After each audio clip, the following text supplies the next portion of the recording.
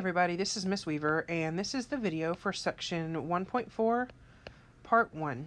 In this first video, we're going to review the idea of simple random sampling really quick, and then we're going to dig into this idea of systematic sampling.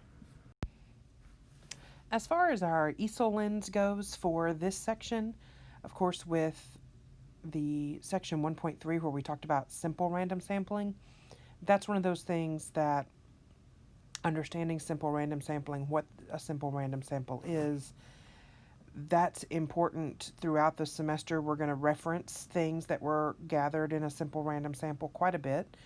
The rest of these, it's, I think, important to know that there are other good sampling methods, but as far as actually taking and finding samples using those methods, it's perfectly fine unless you're doing a lot of sampling. If you end up in a job where you're doing that, I think it's fine to say that these are going to be things that are supported. I kind of fall in between of supported and independent for these, so I went ahead with supported. So we have 3 different types of sampling other than simple random sampling that we're going to talk about that are good sampling methods. The first one is systematic.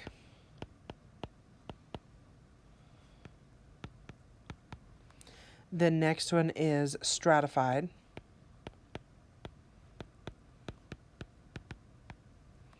And then we have cluster. And then there are 2 that are not so great. Convenience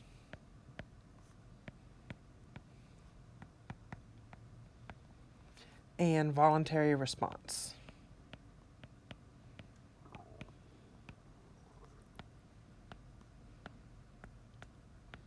Ooh, I barely made it there.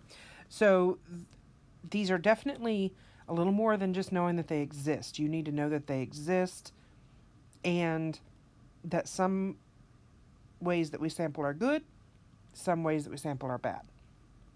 So being able to distinguish between those, and that's where that supported, I think, comes in. And where the independent part is, I want you to be able to identify without having to look it up that a convenience sample, voluntary response, so like a poll that's on a website, that's going to be voluntary response. You can go to a website and answer the question that, or the poll that might be there, and that's fine. And then I go and I don't answer. So I chose not to, you chose to. That's that voluntary response idea. So knowing that's a bad way to sample. Those samples, those polls, those results are basically worthless. So we want to make sure we get data that is useful. And when we get that data, we want to know that we got it in a proper way. All right, so just a quick reminder, simple random sampling is a matter of taking, so simple random sample is this idea of just maybe everybody gets a number and then we randomly select, in this case, 5 people from that sample. So that's a simple random sample. I could have ended up, if I'm selecting 5 people, I could have ended up with any combination of these 5 people when it's a simple random sample. Now, that part where any combination, so I could get the first 5 people, technically. Now, that's not very likely, but out of all the different possibilities, that is one of them. In some of the other samples that we're going to talk about today, there's not a way necessarily to just get the first 5 or some, 2 in a row or anything like that. So let's take a look at some of these other sampling methods. All right, so the first sampling method we're going to look at is the systematic sample. And when we do something systematically, it means we do something with consistency, with order, with purpose. And so this is what a systematic sample might look like. We select some starting point, usually at random, and then we select every kth element in the population. So that's just a mathy notation to say, maybe we select every 5th person, every 12th person. In this case, it looks like every 3rd person. That's what a systematic sample looks like. Here is just, it looks very similar. It's just different little icons. And again, it's every 3rd person. but we take, we've randomly started at the second person, and then we take every third. So we jump 1, 2, 3, 1, 2, 3, 1, 2, 3, 1, 2, 3. And that makes our sample of 5. So that's a systematic sample. Uh, some of the things that we maybe want to make sure we do, we want to have a random start.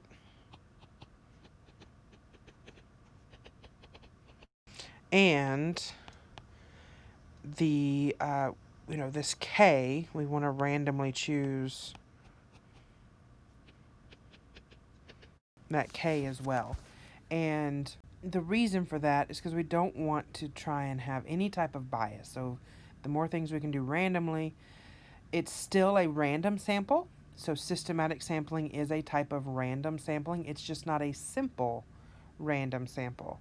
So remember, with our simple random sample, we said we could end up with the first 5 people. Well, there's not a way to do that with systematic sampling because we would never want K to be 1. So we're going to have K greater than 1. We'll add that in there. Okay? Let's look at an example of finding a systematic sample based on, now this is a small population that we're going to look at. There's only 12 people that I've got, but I think we'll be able to see what it is that we're doing. So I'm going to randomly select, using my Google random number generator, a random starting point and a random number to be my K. And then I want a sample of 5 people. So I would choose that first. I would know how many people I wanted in my sample before I did anything else. So my random starting point looks like it's going to be generate 3. And so I'm going to start with the lovely person here. It looks like they've got a pink hat on.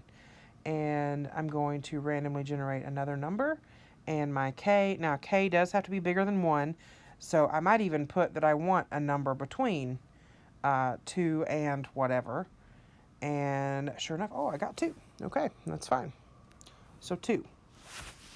So I'm going to start, and I'm going to see if I can do this real crafty-like. So I'm going to start, and I'm going to select this pink hat person. I'm going to put her over here in our sample. And then so she was selected. Let me go ahead and mark her. So this was number 1. This is our first person. And then I'm just going to count 1, 2. Now this is fairly simple since we're only taking every second person. But, so there's my second person in my sample. I'll go ahead and mark her off.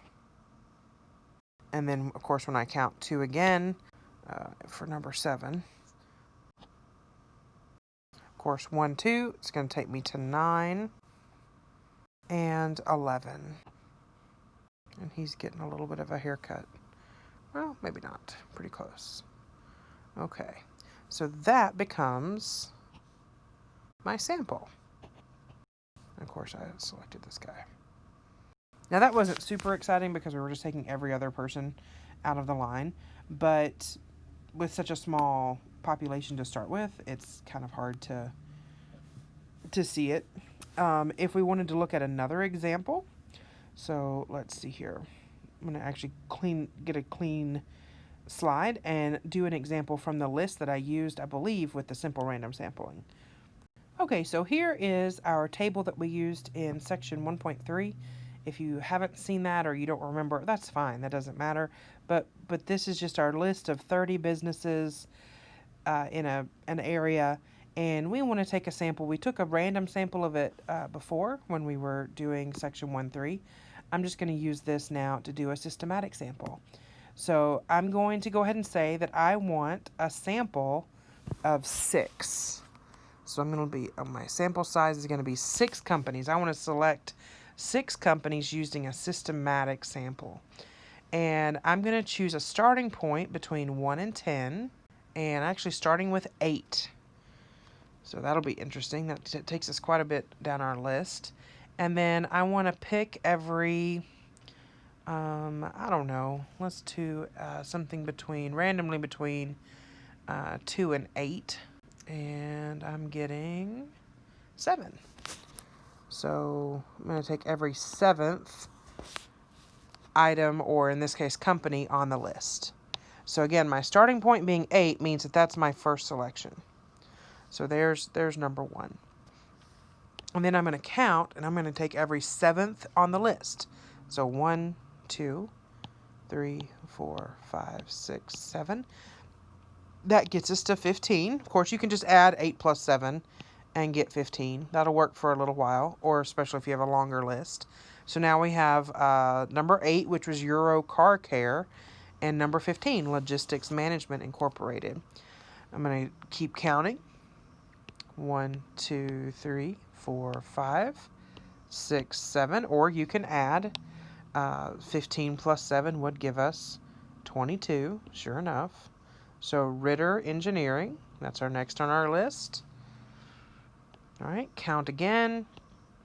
1, 2, 3, 4, 5, 6, 7. Or add 22 plus 7 is going to be 29. 29 is Walker Insurance.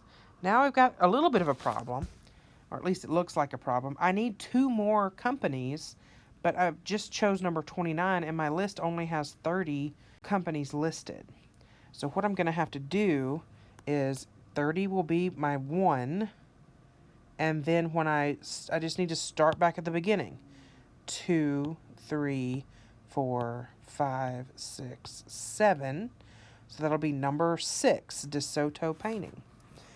And that's fine. Sometimes we have to just go back to the top of our list. Now, but here's the real key thing. Now that I'm at number 6 and I've got to move on, I need one more sample, one more in my sample. I don't want to count this Euro Car Care number 8 that I've already counted. It's basically gone. I know it's still on the list, but you can assume that it's out of the running, so to speak, for sampling. So when I start and I say 1, and then I have to skip 8, 2, 3, 4, 5, 6, 7. I end up at John's Bakery, which, side note, that'd be nice. Could go for a cookie or pastry right now. That would be nice. So that becomes our 6th item. Notice that John's Bakery, number 14, and Logistics Management, number 15, they happen to be side by side, but I still systematically went through my list. All right, so there is how we would get a systematic sample. Of course, typically you're going to be doing this when you're sampling. You're going to be sampling from a population of hundreds or thousands and getting samples of, 30 to 40, maybe 200. It just depends on what you're looking for. But you probably won't be doing a lot of sampling other than examples with only 30 in our population.